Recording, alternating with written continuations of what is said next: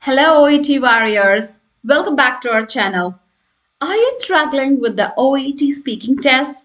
Maybe you hesitate while speaking or worry about making grammar mistakes? Don't worry, I've got you covered. So, in this video, I'm going to teach you how to score high with simple techniques, real life examples, and easy to follow strategies. So, let's get started. But very importantly, I want all of you to take your pen and paper and you can make a note of it. Whenever I'm giving you the tips and strategies, kindly make a note of it in your notebook or on the paper so that you can go through it and you can follow it regularly. Okay, let's get started. So, first, let's talk about the common fears of OET test takers. So, you would be having the fear of speaking too slowly or too fast or forgetting medical terms or struggling to explain them in very simple words, not knowing how to reassure the patient or ask the right questions. If this sounds like you, stay with me till the end. I'll break everything down into practical steps. Okay? So, when we are talking about this part 1 linguistic criteria, okay, these focus on your English language skills. The first one is fluency. Here is the common mistake most of us will make. Speaking too fast due to nervousness or, hesitating too much using fillers like, mm, like, you know. So there are some examples of bad fluency. Say, for example, like, oh, okay, you should take this medicine. No, not this way. Don't use too many fillers. Now, this is what a good fluency should be. You should take this medicine after meals. It helps with digestion and reduces side effects. Got it? And here are some tips. Think in English, don't translate from your native language, and use filler phrases naturally. That's a great question. Let me explain. So, this way you can invite them to ask more questions. And also, you can tell, like, I understand your concern. Here's what we can do.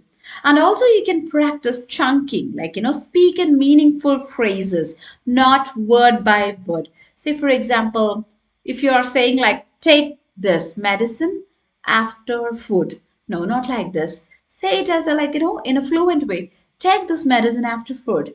Don't give unnecessary pauses when you're speaking sentences. The next important thing is pronunciation. Yes, if you are mispronouncing medical terms or everyday words, then your score will get lower. And if you speak too softly or unclearly, also, you will get low marks. Here is an example how you should not speak. Say, for example, if you're saying stressing on syllables in a wrong way, diabetes. No, say it like diabetes. Okay? And here are some tips I would like to tell when it comes to pronunciation. Try to practice difficult words. Try saying the medical terminologies like hypertension, anesthesia, cholesterol clearly. So you can take a note of all these difficult words when it comes to medical terminology and you can practice saying that words regularly. And slow down and enunciate the words. Try to use online pronunciation tools like Google Dictionary. Okay. And the next important thing that you need to concentrate on is grammar and accuracy.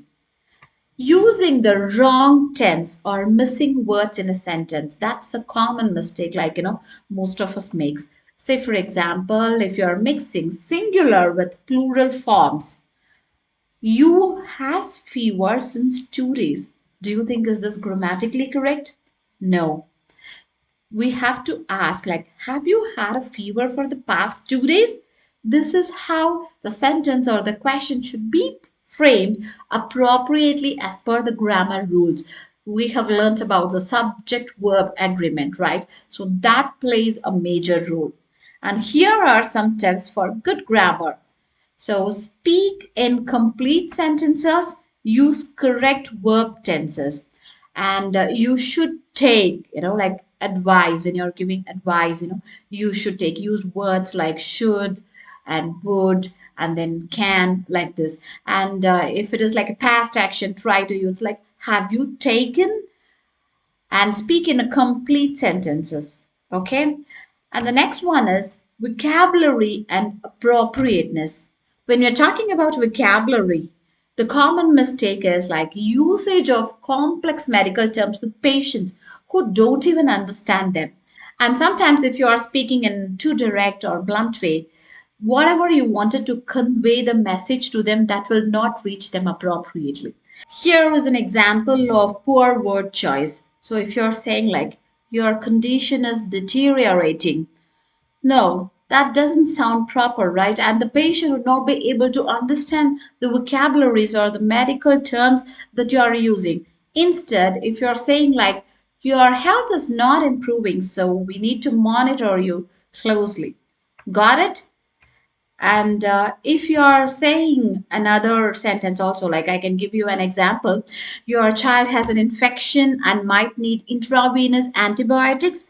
The patient who is a common man doesn't understand what does it mean intravenous antibiotics. No, don't say it in that way. Instead, you can say like your child has an infection. We may need to give medicine through a small drip in the hand, right? So that the layman can understand. So try to always use simple terms instead of medical jargon. And the next one is clinical communication, right? So this clinical communication focuses on your ability to interact effectively with patients. So here comes the relationship building. So the common mistake what we do here is like sounding very robotic instead of showing empathy, right? Say for example, if you're saying you need to lose weight, no, don't say it like, very robotic way. You can tell like, I understand that weight loss can be challenging. Let's discuss small changes. So instead of showing empathy or concern to the patient needs, you're just, telling it like in a robotic way. You need to lose weight. Don't do that. So here are some tips. Try to use empathetic language. So you can always start like, I understand. I see why this is difficult. I know your pain. So try to use some language which shows that you are showing care for the patient, and use the patient's name for a personal touch. Okay, that's also a good idea. And the next one is gathering information. So when you're gathering some information, the common mistake is like asking close-ended questions. No, if you're asking like yes or no questions, then you will not get what you really want, or you will not be able to collect as much information possible from the patient. So try to ask open-ended questions. If you are asking, do you smoke? So they will tell only two answer, either yes or no. Instead, you can tell, like, can you tell me about your smoking habits? Then you're inviting the patient to explain further, to explain in detail. Okay, so try to use open ended questions like, how do you feel today? And encourage the patient to share more details. That's all for today. So, final tip is this: practice these strategies daily and you will see the improvement. Okay, kindly like, share, and subscribe for more OET tips. See you in the next video. Bye bye.